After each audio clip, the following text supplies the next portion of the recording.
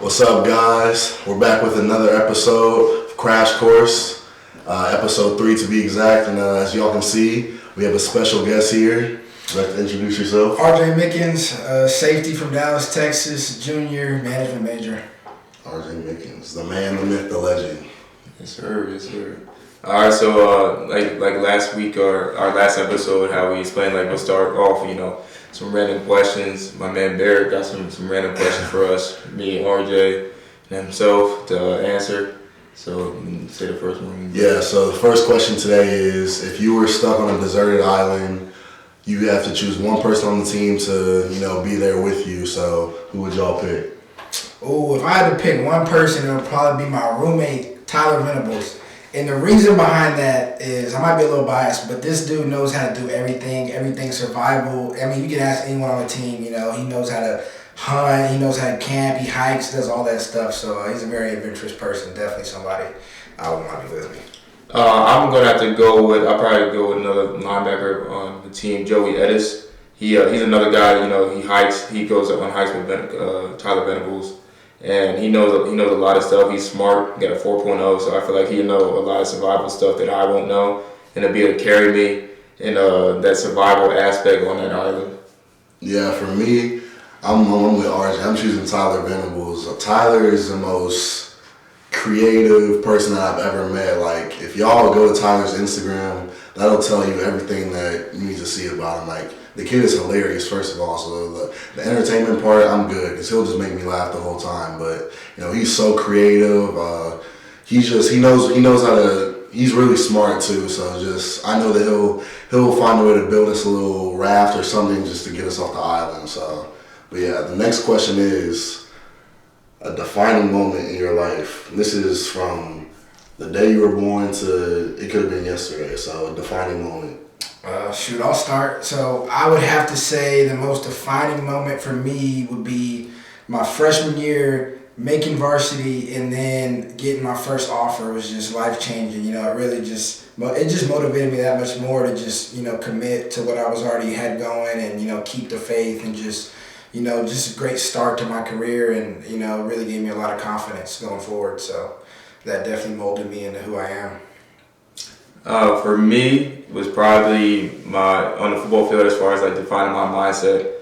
I wanted to have is middle school football, little league, and I was actually playing against this game. I was playing against a girl. I didn't know it was a girl at the time, but I came around. It was like a lead block toss.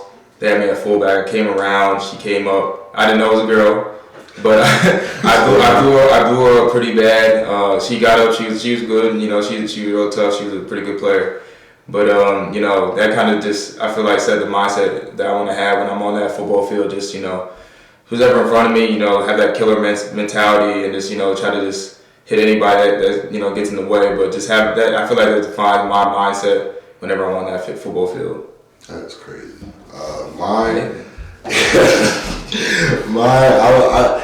It's hard to say a moment. I would say from my childhood, I grew up next to these two kids named Miles and Myron. They're both a few years older than me, and just at a young age, they both taught me to just compete. So every day, they would knock on my door and just ask if I could come outside and play with them. Whether I was just playing football, playing basketball, getting on the trampoline, that just taught me at such a young age to compete. And I think that really shaped me into the competitor that I am today. So I would definitely say that. It gave me that competitive edge that I have right now. And so, yeah, I would say that's definitely a defining moment in my life. Final question. Y'all ready? Yeah. Let me hear it. Anywhere in the world you can go, where are you going? Just take a vacation, live. It could be anything, but just anywhere in the world. Okay, I guess. If somewhere I wanted to live, somewhere I still want to live, and I've always wanted to live, would be Germany.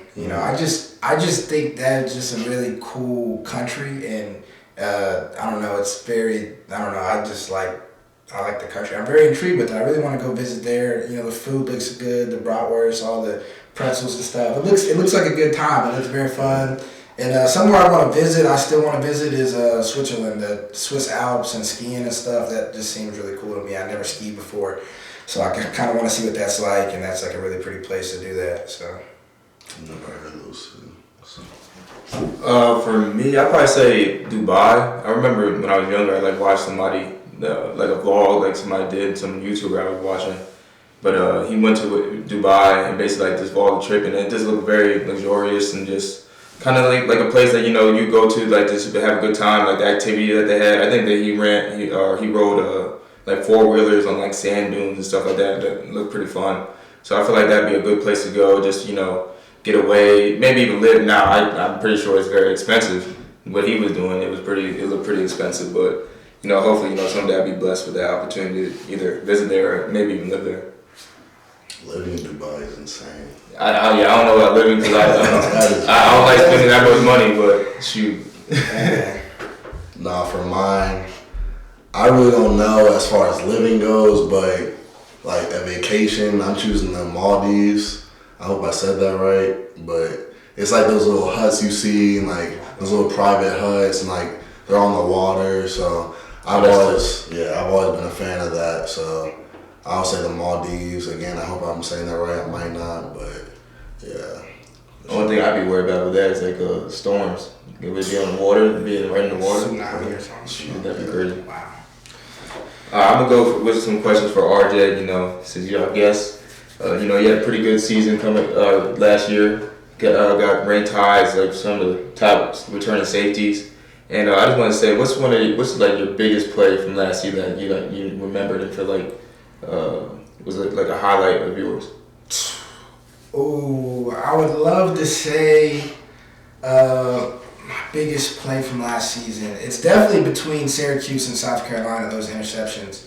I'd probably pick the Syracuse one just because the ending was happier. But the South Carolina one was probably internally my favorite play just because the momentum shift. They just got a big play, and then the next play, getting the turnover and just hearing the crowd go, and just that feeling was awesome. And we were up at that point in the game, so it just felt really good. But that was probably my favorite memory from this past season for sure.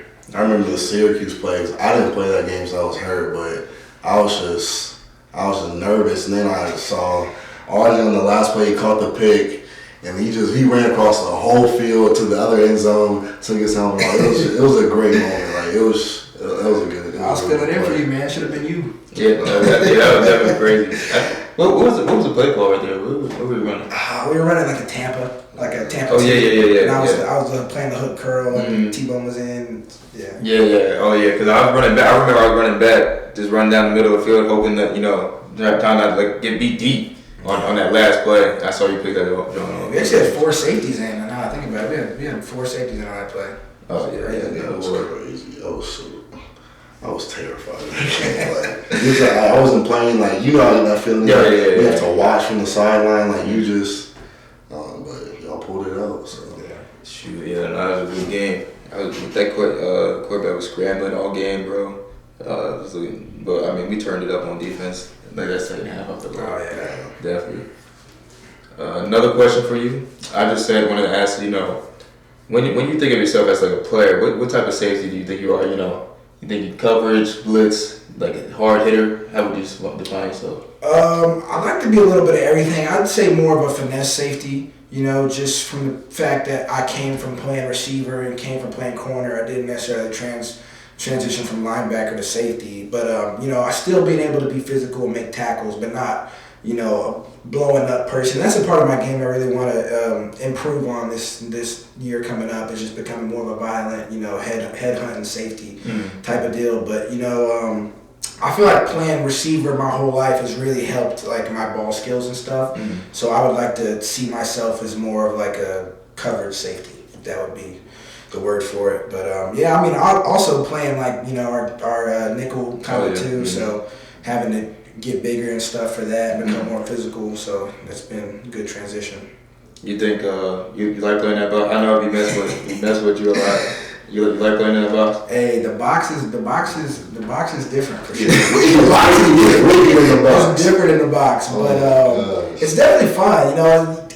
each position, each level has their own stresses, and it's a different kind of stress. It's a different kind of failure. If you say, you're not as on the microscope as if you were at safety, but it's also, in its own way, physically demanding, mentally demanding. You got to take on bigger guys. At safety, you're kind of just covering people, and you got to take on a guy here or there. But linebacker, you can't really avoid that. So there's just different positives and negatives about each position. But I love it. Yeah, that's a good point. I mean, every single football position on the field, has this makes it really hard. Some easier than others, but I mean, I think I'd rather be playing in a box have to deal with linemen than guys that run 4-4s, running straight down the middle, and you got to cover them. But definitely see your point right there when you say that. But moving on to this 2023 season, do you have any goals, individual goals, or even just team goals that you got in mind? Yeah, for this season, personally, I just want to see myself grow as a man and grow as a player, and really just put myself in the best situation to be successful. On the next level. Plan on this, of course, being my last year, and I just want to become who I know I can become, and I know there's not really a limit on how good I can be. I put that on myself, so. Just exceeding my own expectations. Of course, I want to win a Thorpe or at least be in the running for winning a Thorpe. And, of course, winning a national championship. That's the main goal. That's what we're working for right now.